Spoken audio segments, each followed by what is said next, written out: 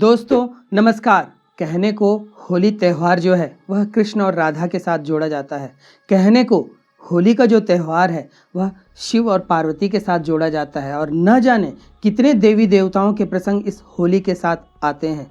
लेकिन न जाने कब से इस होली पर किन निकृष्ट लोगों ने नशे, भांग और इस तरह के मादक पदार्थों का प्रविष्ट कराकर इस होली को बदनाम कर दिया है।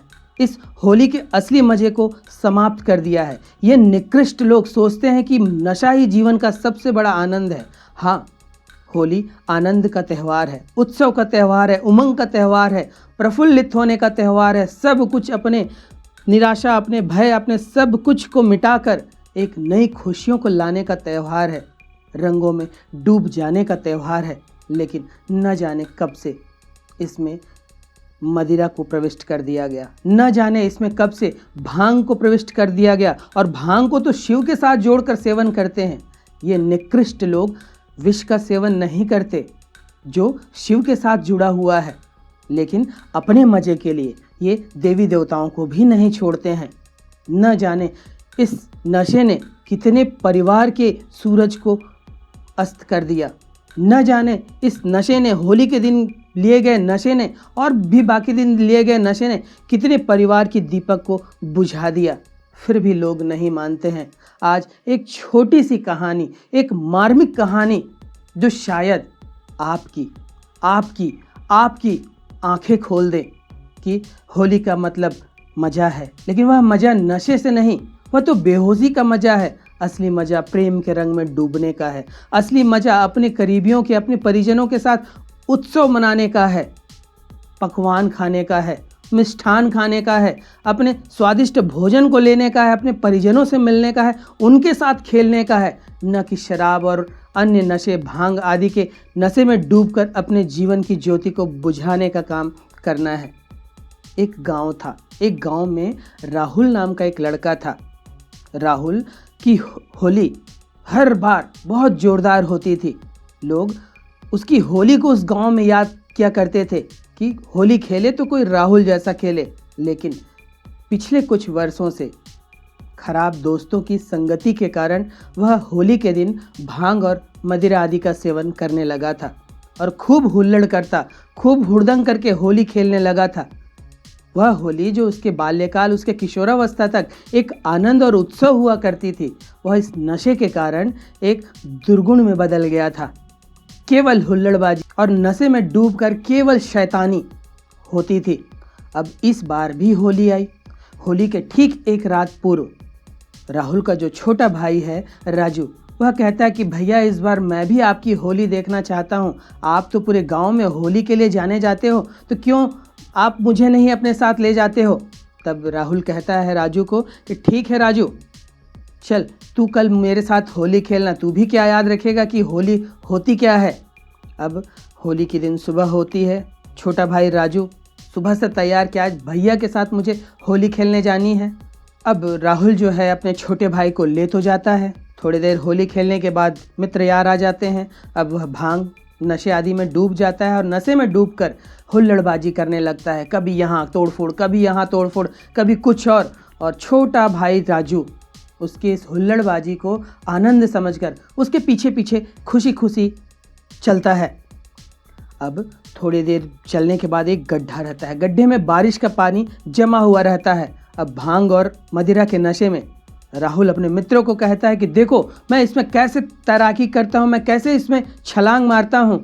छोटा भाई राजू रोकने की कोशिश करता है कि भैया नहीं, ये बहुत गहरा है, इसमें आप मत जाओ, ये बहुत गहरा गड्ढा है। तब राहुल कहता है कि छोटे तू दूर ही रह, तू देख होली का मज़ा क्या होता है, होली में किस तरह से होती है। और इतना कहकर न वह किसी की सुनता है, न किसी की ओर देखता है और उस गहरे गड्ढे में छपाक से छलांग मारता है। थोड़ी देर वहाँ सन्नाटा छा जाता है। बाकी जो मित्र रहते हैं वह भी शराब और भांग के नशे में चिल्लाने लगते हैं, खुशी मनाते हैं। लेकिन राजू जो छोटा भाई है वह मामले की गंभीरता को समझ चुका था। वह चिल्लाने लगता है कि बचाओ बचाओ, मेरे भैया को बचाओ। उसकी इस कातर पुकार को सुनकर गांव वाले इकट्ठा होते हैं और जल्दी से राहुल को निकालने की कोशिश करते हैं। लेकिन तब तक देर हो चुकी थी। सांसें राहुल की थम चुकी थी। वह इस दुनिया से जा चुका था। एक खुशियों का त्यौहार मातम में बदल चुका था। पूरे गांव में सन्नाटा छा चुका था। राहुल जैसा लड़का अब इस गांव में नहीं है। राजू का रो रो कर बुरा हाल था और वह बहुत दुखी हो जाता है कि यह कैसी होली है जिसने मेरे भाई को छीन लिया। वह इस तरह की होली से नफरत करने लगता है कि यह क्या भैया ने पिया था, यह क्या भैया ने खाया था जिसके कारण भैया के साथ ये हो गया। भैया की सोचें समझने की क्षमता चली गई। पूरे गांव में मातम छाया हुआ था। जो होली की ढोल थी वह थम चुकी थी। राजू अपने भाई के शव के पास बैठा हुआ रो रहा था और उसने ठाना कि अगले बार से ऐसी होली मैं नहीं होने दूंगा। अगले वर्ष फिर होली आती है।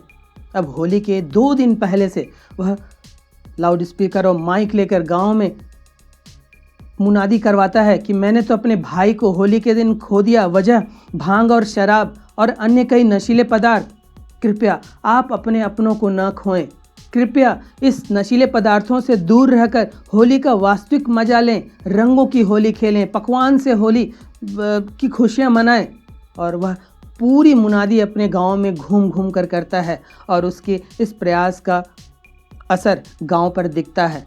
उस बार गांव में कोई भी किसी प्रकार के नशीले पदार्थ का सेवन नहीं करता। वह ऐसा गांव बन जाता है जहां होली वास्तविक होली हो जाती है, जहां होली देवताओं की होली हो जाती है, जहां होली खुशियों की होली हो जाती है, जहां होली रंगों की होली हो जाती है, ना कि नशे की। और राजू खुशी के साथ ऊपर बादलों की ओर देखता है। उसे ऐसा लगता है कि ऊपर से उसका भाई राहुल उसे कह रहा हो, शाबाश छोटे, तूने साबित कर दिया कि असली होली क्या होती है। दोस्तों, छोटी सी कहानी, मार्मिक कहानी, शायद कईयों की आंखों में आंसू आ गए होंगे, लेकिन यह होली की सच्चाई को बयां करती है। आप में से कितने लोगों ने अपने परिजनों को होली के दिन में खोया होगा? वजह ये भांग, शराब, क्योंकि इन सब मादक पदार्थों को लेकर व्यक्ति की सोचने समझने की क्षमता नष्ट हो जाती है। जब तक वह नशा रहता है तब तक, और उसका असर अगले कई दिन तक इस शरीर पर दिखता है। तो खुशियों की होली आई थी, देवताओं की होली आई थी, लेकिन भांग और नशे का सेवन करके, शराब का सेवन करके और पता नहीं कितने कितने नशीले पदार्थों का सेवन करके इस होली को भंग कर दिया गया। इस होली की खुशियों को भांग ने भंग कर दिया।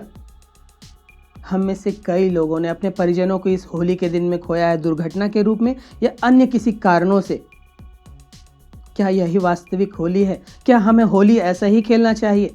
नहीं, देवताओं की होली को देवताओं की तरह खेलना चाहिए। अगर खेल रहे हैं तो रंगों का भी जो प्रयोग कर रहे हैं वह भी अबीर और गुलाल हो, न कि केमिकल युक्त रंग का प्रयोग किया जाए जो शरीर को नुकसान करे, जो आंखों को कष्ट दे दे।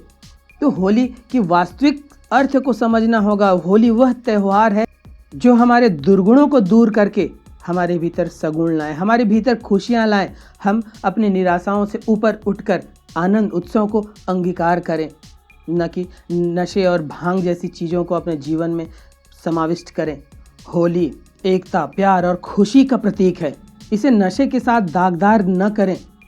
इस नशे से दूर रखें अपने आप को भी, अपने परिजनों को भी। एक व्यक्ति का प्रयास इस समुदाय को बदल सकता है, इस समाज को बदल सकता है। तो क्यों ना इस बार ऐसी होली खेली जाए जिसमें प्यार ही प्यार हो, जिसमें उमंग ही उमंग हो।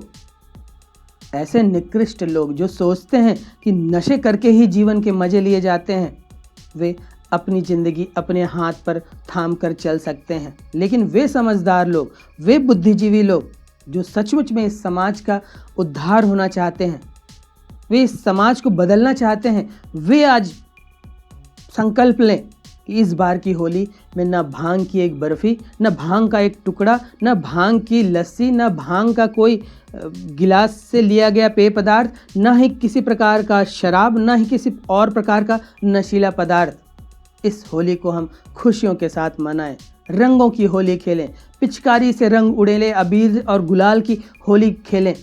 कहीं नशे की होली हमारे परिवार से किसी दीपक को न बुझा दे, हमारे परिवार से, हमारे गांव से, हमारे समाज से किसी एक शानदार व्यक्ति को छीन न ले।